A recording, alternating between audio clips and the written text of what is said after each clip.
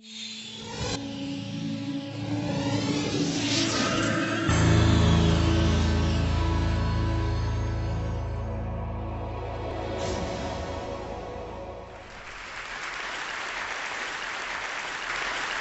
I thought I would do is I would start with a simple request.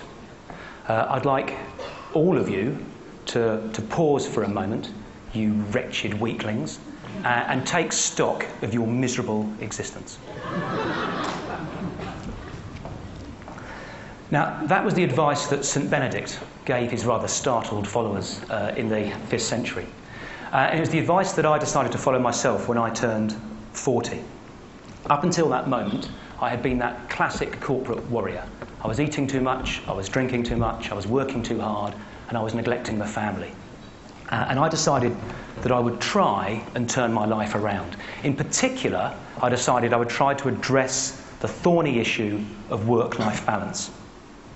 So I stepped back from the workforce, and I spent a year at home with my wife and 4 young children. But all I learned about work-life balance from that year was that I found it quite easy to balance work and life when I didn't have any work. Not a very useful skill, especially when the money runs out. So I went back to work, and I've spent these 7 years since struggling with, studying, and writing about work-life balance. I have 4 observations I'd like to share with you today.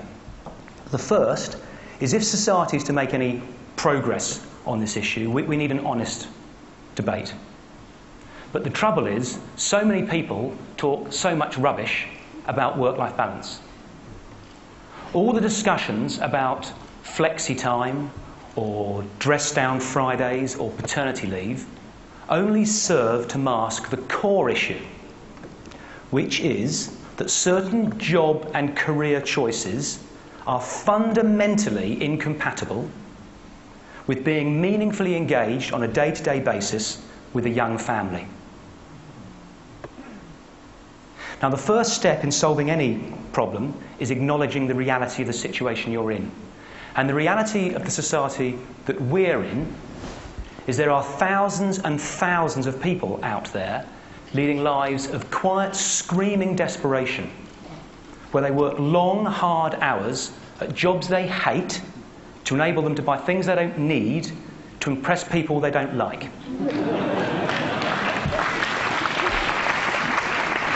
And it's my contention that going to work on a Friday in jeans and t-shirt isn't really getting to the nub of the issue. The second observation I'd like to make is we need to face the truth that governments and corporations aren't going to solve this issue for us.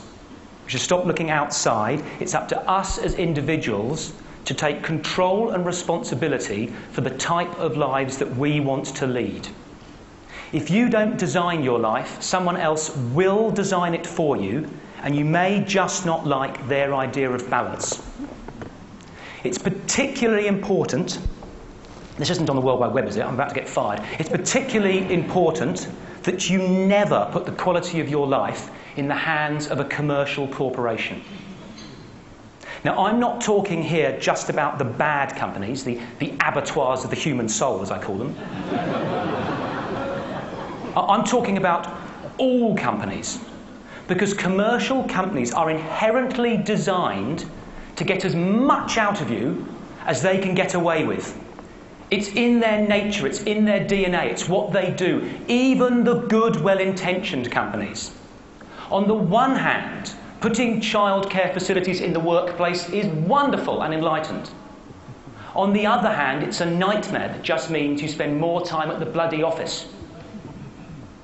We have to be responsible for setting and enforcing the boundaries that we want in our life. The third observation is we have to be careful with the time frame that we choose upon which to judge our balance. Before I went back to work, after my year at home, I sat down and I wrote out a detailed, step-by-step description of the ideal balanced day that I aspired to. And it went like this. Wake up well rested after a good night's sleep. Have sex. Walk the dog. Have breakfast with my wife and children. Have sex again. Drive the kids to school on the way to the office. Do 3 hours work. Play sport with a friend at lunchtime. Do another 3 hours work. Meet some mates in the pub for an early evening drink. Drive home for dinner with my wife and kids. Meditate for half an hour. Have sex. Walk the dog. Have sex again. Go to bed.